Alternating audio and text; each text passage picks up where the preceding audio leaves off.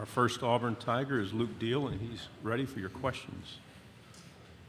Luke, we talked earlier about the multiple tight end room and having multiple sets where there's multiple tight ends.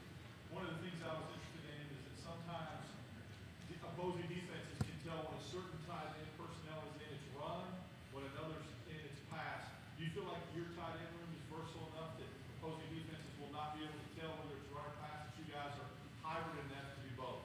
Well, yes, sir, that's the goal. And that's kind of what we worked on over this offseason, is just for everybody to, some of our weaker points, strengthen those, and some of our strengths, continue to build upon those. So, yeah, we're very versatile. We're very deep. We're a very mature room. So I think that's going to be very attainable for us to be a versatile offense and for us to not be a very easily picked off offense as well. Second row, left side. Hey, Luke, what do you think were some of the main strides you guys made in the spring? I know it was kind of interesting settling in with a new offense, getting a bunch of pieces in there, but what are the biggest steps you guys think you took? And you as an offensive leader, kind of what are you setting the table for to grow in fall camp?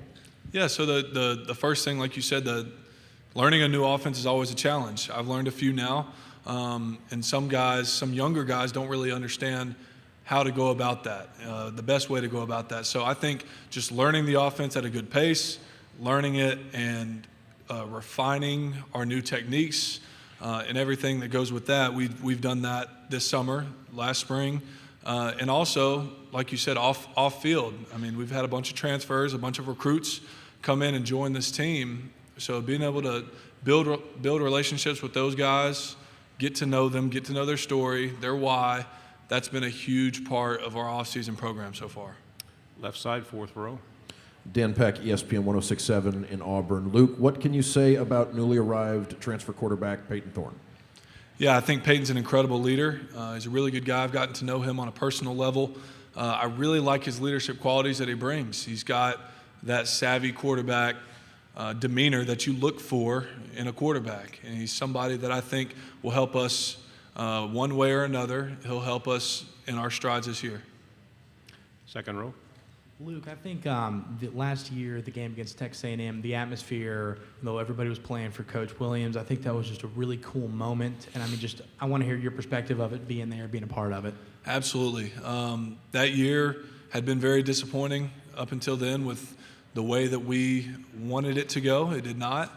And to just arrive there at that Tiger Walk to see that many screaming fans in orange and blue was something that I mentioned to a couple of you already earlier. I still get chills thinking about it. And it's something that you don't get very many places, and it's why I love this place. It's why I am so blessed and honored to represent Auburn today and hopefully every day. Back row, for left side. Hey, Luke, Jamal Kennedy, WSFA 12 Sports in Montgomery, Alabama. Just speaking with a couple of Auburn players so far this offseason, they seem really excited about Coach Freeze and kind of how he's brought a new energy to the locker room. From your perspective, what can you say about the way that either you guys are talking, what you guys are talking about, or how things are kind of, if they're different now in that locker room? Absolutely. I've mentioned this multiple times today, but we are very focused in the moment. We are very focused on the process and each day, day in and day out, getting better. We're not looking ahead or looking behind. We are focused each day on that team meeting, that lift, that run, whatever it may be. And that's something that I think Coach Freeze has brought. That's something that us as leaders have kind of established. And I'm really excited about that because I think that we're really getting some quality work in this summer and spring and just leading up to the season. I'm really excited. Third row, left side. Luke, it's been an interesting past 2 years at Auburn. Ups and downs, Brian Harsin and then Cadillac, a lot of off-the-field stuff. To have Hugh Freeze in the room now, is it a sigh of relief for you as a veteran on this team to kind of just focus on football? Absolutely. When you can just focus on football and focus on leading your team, that's always a positive for me. And as somebody who wants to be that pivotal leader on this team, that's something that I find great joy in, just knowing that we have a solid foundation.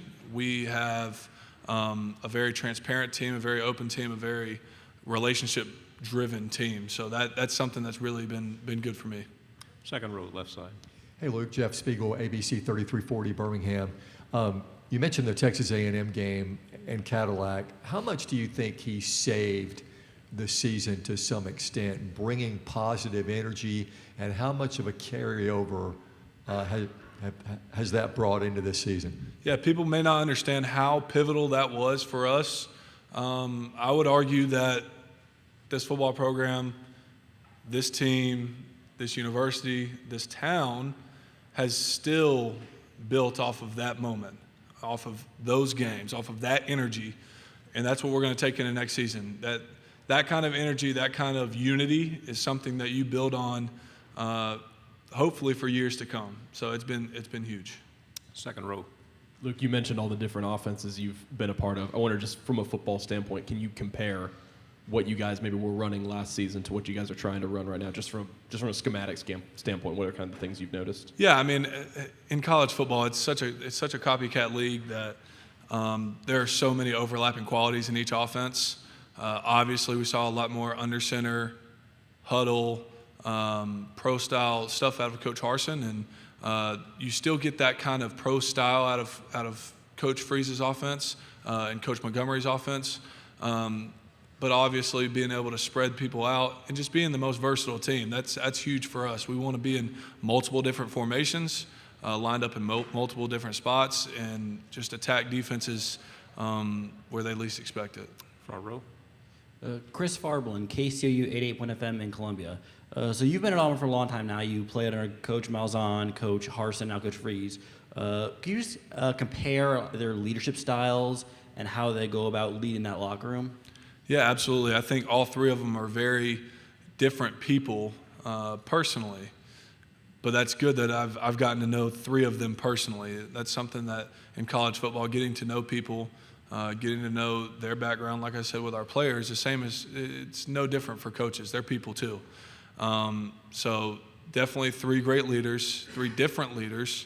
Coach Malzahn always was a little quieter, but once you got to know him and once you understood what he stood for and how much he cared for you, then that was what it was, and that was your relationship. And same thing with Coach Harsin. Coach Harsin was more outgoing than people think, and I give him props for that.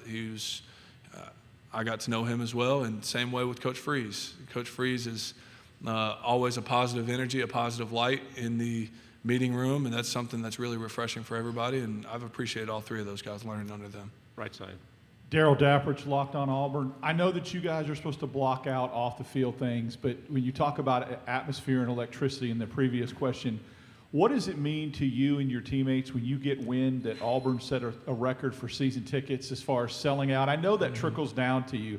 Does that get you guys pretty fired up to play in the upcoming season? Absolutely. And I'm a college football junkie, so I always have been since I was just a little ball boy for my dad's high school football team. So I love going to different away games. I love playing in the whiteout. I love playing in the swamp. I love playing in Baton Rouge and doing all these different things. So whenever I see that the greatest atmosphere, in my opinion, in college football is going to be even better, that's music to my ears. Two final questions right here, and then we'll go in the back.